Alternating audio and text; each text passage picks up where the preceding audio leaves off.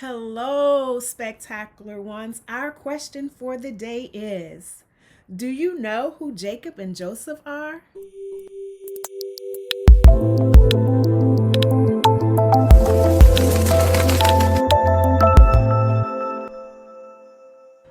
As we continue our warm up, let us pray. Lord Jesus, we thank you that Hebrews 4:14 lets us know you are our great high priest, our high priest who has ascended into heaven. Thank you for pleading our case. Thank you for your grace and your mercy. Thank you for this day's journey. Amen. Well, spectacular ones, the Bible trivia facts for today are: 1. There are 66 books in the Bible. 2. 39 of those books are in the Old Testament and 27 are in the New Testament. And 3. There are a total of 1,189 chapters in the Bible. As for Matthew chapter 1, some of the verses that stood out to me, starting with verse number 1. The book of the genealogy of Jesus Christ, the son of David, the son of Abraham. Before doing in-depth study, I am initially thinking, how is Jesus the son of David and the son of Abraham? One, they were in the Old Testament. What I have to remember is that biblical speech is not communicated the way we communicate these days and times. So where we may have DNA ancestry on a map to see where we came from, like our great grandparents, this genealogy, it just says I may have come from this great whomever, and this is the beginning of my lineage. In the Bible, begot can mean direct descent or instead of direct parentage. So here are three terms to kind of aid in understanding. Parentage is the identity and origin of one's parents, where descent is the origin or background of a person in terms of family or nationality. And lineage is a tracing of one's descent from a single ancestor. So basically, verse 1 is tracing back to the beginning of the promises to Abraham and to David. So for verse 3, Judah begot Perez and Zerah by Tamar. Perez begot Hezron, and Hezron begot Ram. What stands out to me in verse 3 is Tamar. For Tamar was a woman, and not only was Tamar a woman, but her, Ruth, and Bathsheba are mentioned in this genealogy. And not only are all three of them women, but all three are associated with sexual sin. Now, in this genealogy, it doesn't mean Bathsheba by name, but it mentions Solomon was begot by her who had been the wife of Uriah. Well, Uriah's wife's name was Bathsheba. The other interesting thing is all three of these women were Gentiles. So verse 3 stands out to me because God allows this woman to be mentioned. This woman who had a known connection to sin, but still he had a use for her. In her imperfectness, in his perfect plan, in his salvation plan, which lets us know that no matter what sin has tried to connect itself to us, we can still be used by God. For verse 6, it says, and Jesse begot David the king. David the king begot Solomon by her who had been the wife of Uriah. David was a great king. He was a man after God's own heart. He loved the Lord with his whole heart. But David had a weakness. And one of his weaknesses was for Uriah's wife, whom he had a child by. And that child's name was Solomon. And though Solomon was born out of sin, Solomon grew to be someone whom God had imparted so much wisdom and knowledge. David's story is an example of don't give up on God, because he surely won't give up on you. David's story reminds us to continue even in our shortcomings, to ask the Lord to constantly create in us a clean heart and renew in us a right spirit. For verse 16, Jacob begot Joseph, the husband of Mary, of whom was born Jesus, who is called Christ. And verse 16 answers our question of the day. And that question was, do you know who Jacob and Joseph are? Some of you may have initially thought of Jacob and Joseph, the Jacob and Joseph from the story of the Israelites, the Jacob and Joseph that are in the Old Testament. But this is a whole nother father and son team. This is Jacob and Joseph in the New Testament. This is the Joseph, the husband of Mary. It's interesting that Joseph was introduced as the husband of Mary, when typically the form of genealogy back in that day was to mention the woman as the wife of the man. But this here, if you're sincerely studying the Word of God, this here is the time where you say, hold up, something different is going on here in this verse. And that difference is Mary.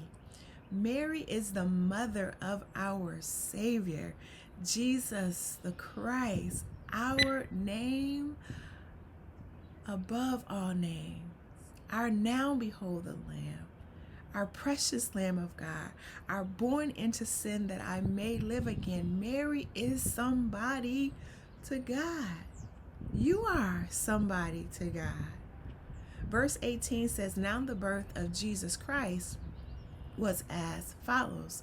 After his mother Mary was betrothed to Joseph, before they came together, she was found with a child of the Holy Spirit. And this part will make you say what now? But you have to remember, we are talking about what God can do. We're talking about the Alpha and the Omega. We're talking about there is no God like Jehovah, the one whom created the sun, the moon, the stars, and the universe as a whole. He is able to do above and beyond what you and I could ever think or imagine. So yes, he is able to put inside of Mary without the intervention of any man, Jesus, the Son of God. Verse 20, but while he thought about these things, behold, an angel of the Lord appeared to him in a dream, saying, Joseph, son of David, do not be afraid to take to you Mary your wife, for that which is conceived in her is of the Holy Spirit. Sometimes God will reveal unto you some things that aren't easily understood. Like, I'm sure Joseph didn't understand how Mary could be pregnant by the Holy Spirit. But this is why we must have a solid relationship with the Lord, where we are walking and talking with him daily throughout the day. Because when we do wholeheartedly commune with him, he can make the unexplainable understandable to us.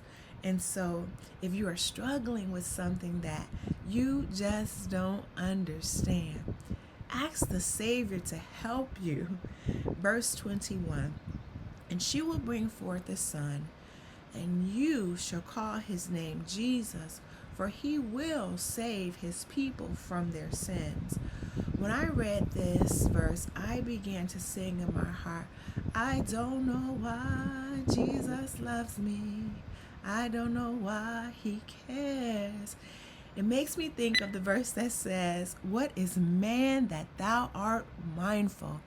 Then I am compelled to say, "Thank you, Lord, for saving me from my sins." Verse 22 and 23, "So this was done that it might be fulfilled, which was said or spoken by the Lord through the prophet, saying, Behold, the virgin shall be with child, and bear a son, and they shall call his name Emmanuel," which is translated God with us. I don't know about you, but something about knowing Emmanuel, God is with me, makes life sweeter as the days go by, because it lets me know I am not alone. God is presently with me, and he walks with me, and he talks with me, and he tells me I am his own. He tells me he will never leave nor forsake me. Verse 24, "Then Joseph, being aroused from sleep, did as the angel of the Lord commanded him, and took him his wife." What stands out to me in this verse is Joseph did as the angel of the Lord commanded him. My friend, we have got to ensure that we are not just reading and hearing God's words, but that we are doing what it is commanding us to do. Our obedience to the Lord might just years from now save someone else's life. So if I had to sum up this chapter, my initial thought is, thank you, Lord.